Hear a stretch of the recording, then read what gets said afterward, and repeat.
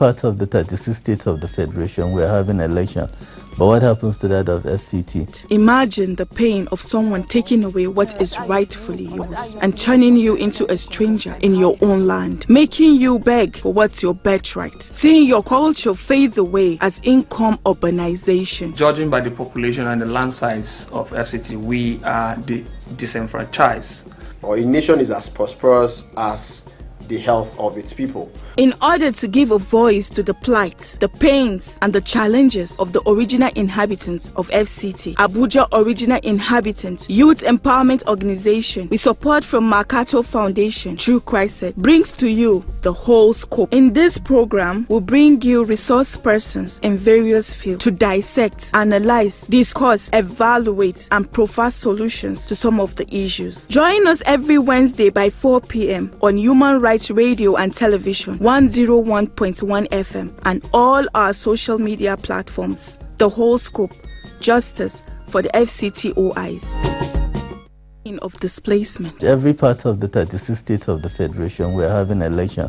But what happens to that of FCT? Imagine the pain of someone taking away what is rightfully yours and turning you into a stranger in your own land, making you beg for what's your birthright, seeing your culture fades away as income urbanization. Judging by the population and the land size of FCT, we are disenfranchised.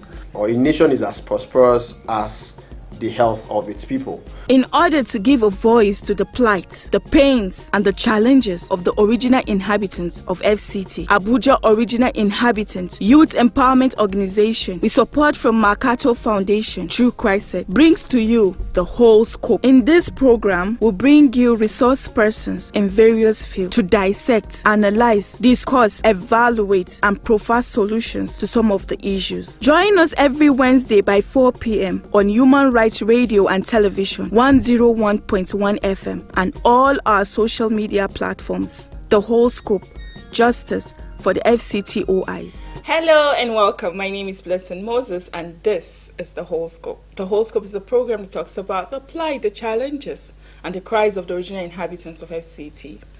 Today in the program, we're going to be talking about the failed promises of government to the original inhabitants of FCT. We all know that the original inhabitants have been crying that the government have not fulfilled all of the promises in terms of compensation, in terms of statelessness, in terms of economic empowerment to their people. But today, to talk about this further in the studio is Mr. Adayilo Danladi Moses, a member of the Arbitrary UK, a lawyer, a fellow of ICMC. Sir, you're very welcome. Thank you. So tell me, what are these failed promises we're talking about? What are they? Because so far we know the original inhabitants have been complaining that these promises have not been fulfilled. Can you tell us what are those promises? First and foremost, let us look at the issue of creation of the FCT, how it came about. The panel that was set up by the then military administration of General Murtala Mohammed, set up a committee which was headed by Justice Akinola Aguda in 1976. In that committee, they have itemized some of the issues that need to be addressed by the government. So the recommendation, one of it is that the stakeholder engagement with the indigenous local communities in the implementation of the Federal Capital Territory. So the planning and the implementation has never taken the original inhabitants on board. So as we speak, the recommendation of the committee have not been implemented. Wow. But some of these promises, can you highlight them one after the other? What are the promises the government made to the original inhabitants of FCT? Right from day one, the committee recommended that the inhabitants should be resettled and paid full compensation. Okay. But as we speak, I think government have not fulfilled these promises. The people have not yet been resettled. And the compensation that they are supposed to pay have not been paid, even though they claim they have resettled some people in Niger State, in Wuse, some in Karu. Looking at the relevant laws, they are supposed to be what we call adequate compensation as outlined in the Land Use Act, but the government have not done that. Wow. So aside those, what about, do you think that it is the coming of the what's it called, the FCT, relocation of FCT from Lagos to Abuja, that has caused that the original inhabitants of FCT to not be economically empowered?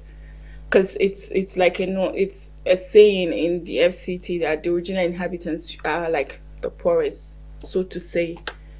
Well, before you talk of economic base, you have to talk of education. So the original inhabitants, right from the creation, we have not benefited from this concept of scholarship. You know, in those days, I mean, in many states, they are giving scholarship to go to school. This is the foundation of the economic base, which is education. First, you have to educate the people, then before you talk of economic base. So in this aspect, even the scholarship board that is established, the original inhabitants have always been eliminated. They are not there. They are not given the opportunity to access this scholarship. I'm just looking at the JAM, for example. JAM, in the JAM, if you go check the JAM brochure, you will not see FCT indigene. FCT is not mentioned as a state in JAM brochure.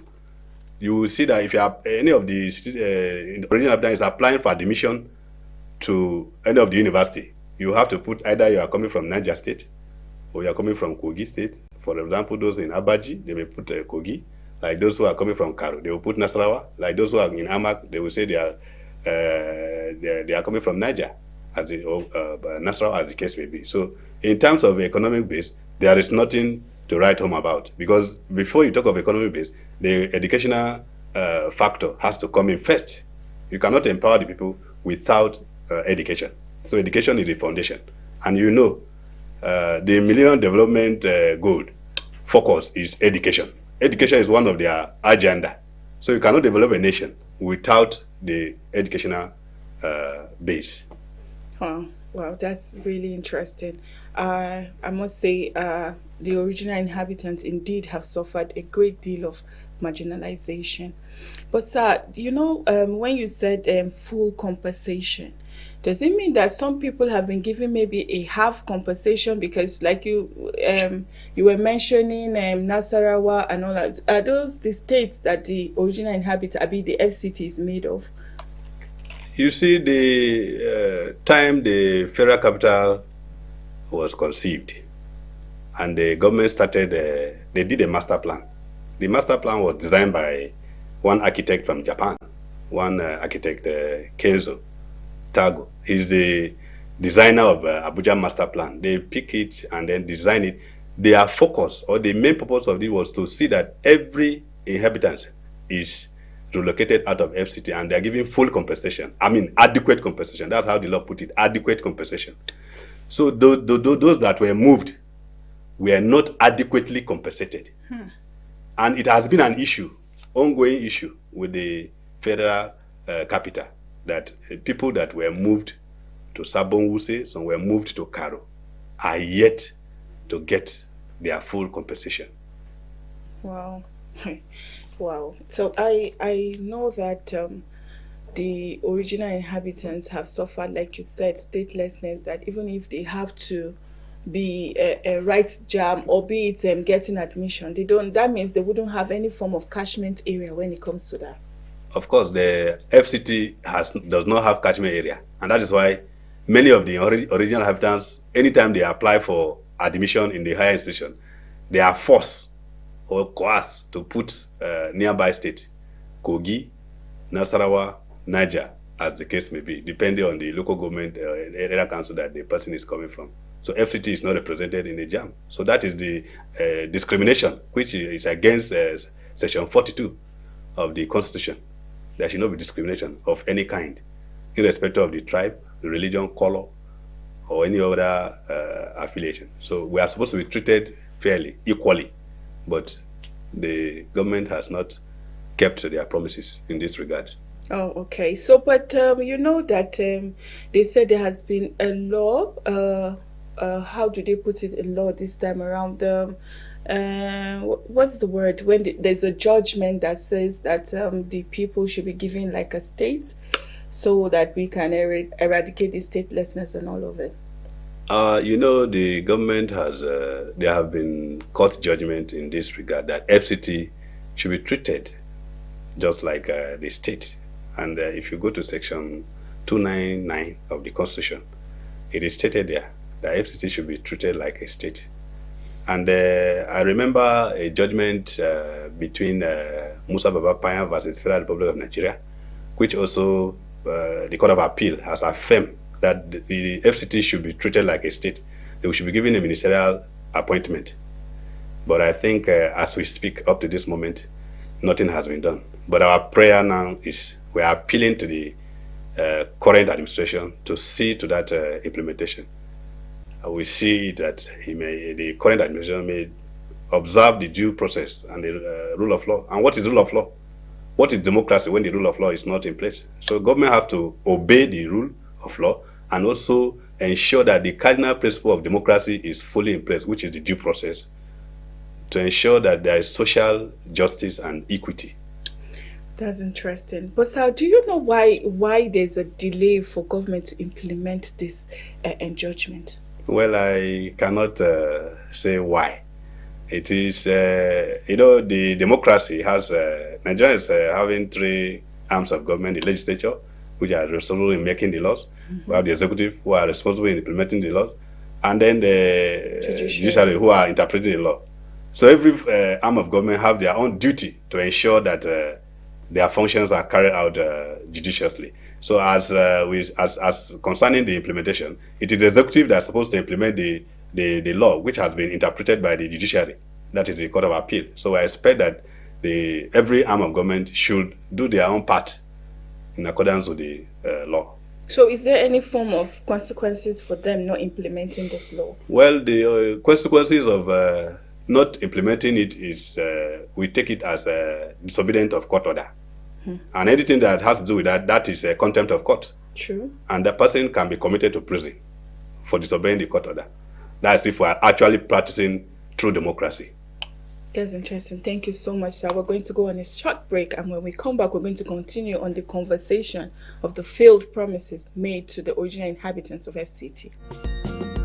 The Abuja people have come up with a consensus to guide intervention towards addressing the many challenges of original inhabitants of FCT, the Charter of Demands. After conducting strategy meeting in 6 area council of FCT, the original inhabitants came up with their demands for easy intervention, a document that will be used to hold government officials accountable to their promises and to see the implementation of the resolutions. Some of the demands contained in the Abuja OIS Charter of Demands includes non-inclusive governance structure, non-extensive governance structure, non-compensation of relocated indigenes, marginalization, finder's percentage. This document is a guide for government intervention. We know what we want. This message is brought to you by Abuja Original Inhabitant Youth Empowerment Organization, AYO, with support from MacArthur Foundation through CRISIS.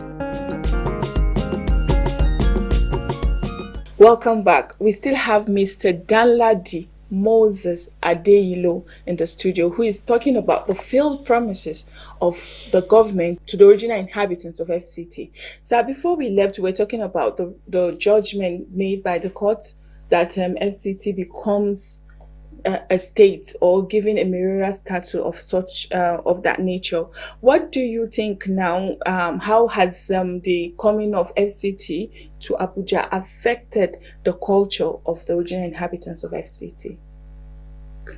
If you look vividly, with the coming of the Federal Capital Territory, it has affected the cultural heritage. The cultural heritage has been eroded in the sense that due to urbanization and development that has sprung up, you see that the original inhabitants have been pushed away. They are no longer, the culture that they used to practice in those days is no longer there. And that is why in the spirit of trying to see how this culture will be preserved, the FCTA tried to establish the FCT art and culture. Even at that, the the Art and Culture Department of the FCT have not lived up to expectation, because they are supposed to get in touch with the original inhabitants to see that their culture is well preserved. True. But if you look at it as we speak, many of these culture, the Gbadi culture, the Koro culture, the Gana, the Igbira, and so on, are not there. They are not well represented, because they are supposed to be carried in the affairs of the territory as they are going. Okay, so but we are hoping that things will get better.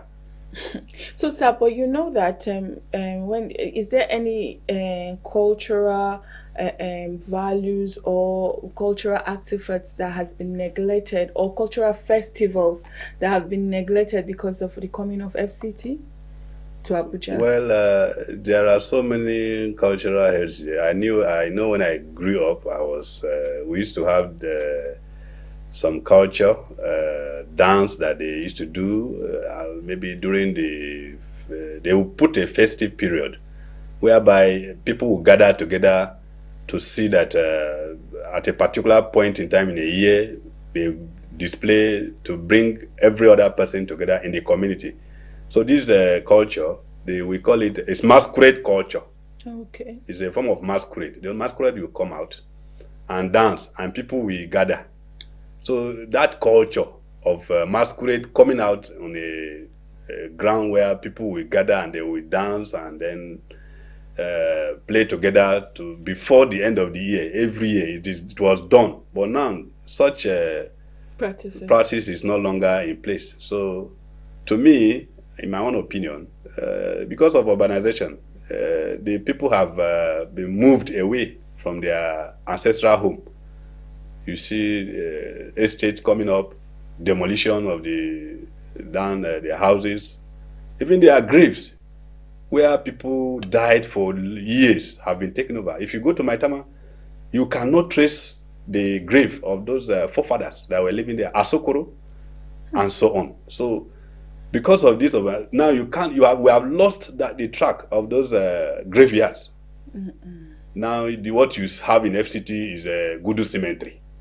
Yes, you see that cultural graveyard where people used to be buried. It has been overtaken by the development of the FCT. So the cultural heritage, as we speak, has been eroded, even though they set up the art and culture to see how they can bring the culture, preserve the culture. But the department has not been able to achieve their vision. Wow, but sir, you see, I think that is one of the promises the government made, and then they implemented it, preserving your culture, and then they provided the art and culture for FCT, which you said is for preservation of the original inhabitants' culture. But you say they are not. But the people that are there for the FCT art and culture, are they original inhabitants? That is another question. That is another area. Then we'll have to talk of the culture now. We'll have to talk of the social aspect of it, which has to do with also employment opportunity. You cannot just set up the department without the people that will show about, will tell about the culture. If you set up a department and the indigenous people are not there, who will now bring up the cultural thing? Who will now direct?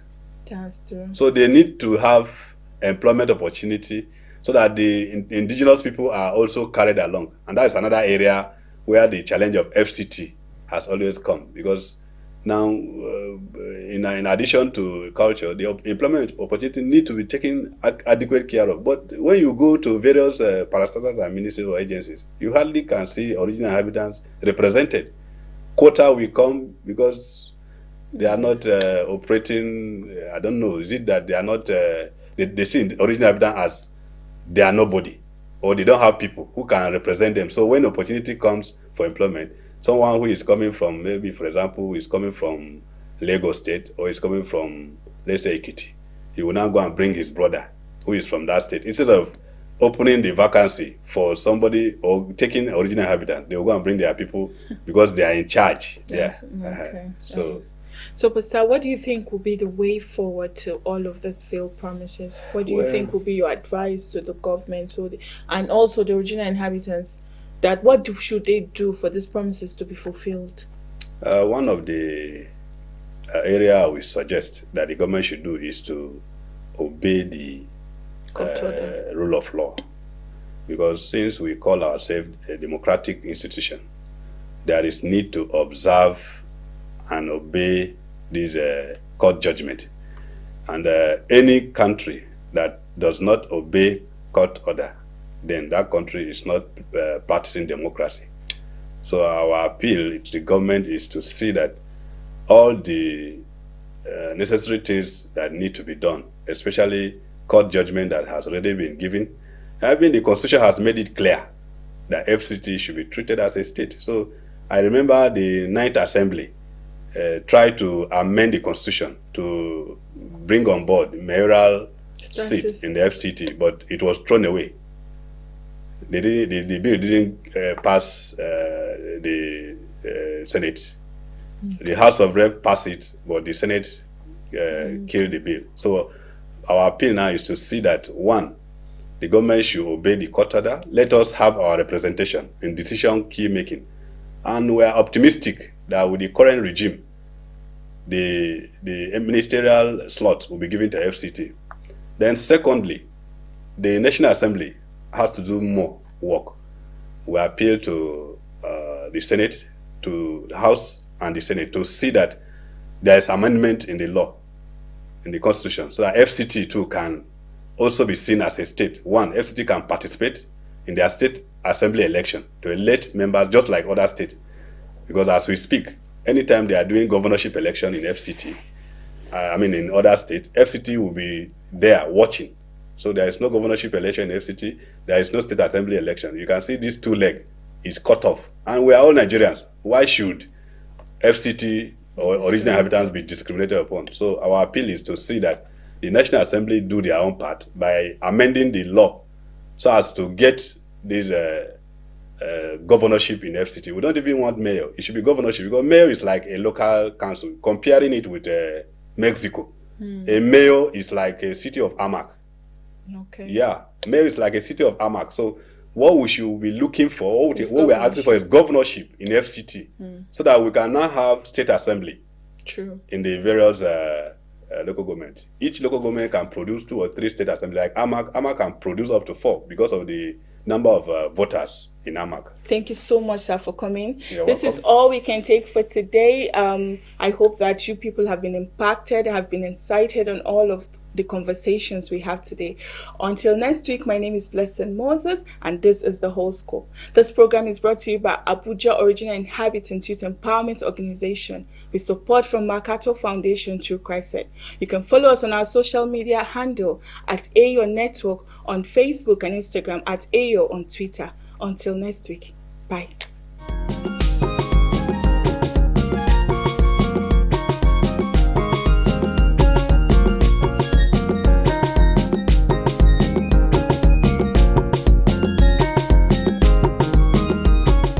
Imagine the pain of displacement. Every part of the 36 states of the Federation, we are having an election. But what happens to that of FCT? Imagine the pain of someone taking away what is rightfully yours and turning you into a stranger in your own land, making you beg for what's your birthright. Seeing your culture fades away as income urbanization. Judging by the population and the land size of FCT, we are disenfranchised. Or a nation is as prosperous as the health of its people. In order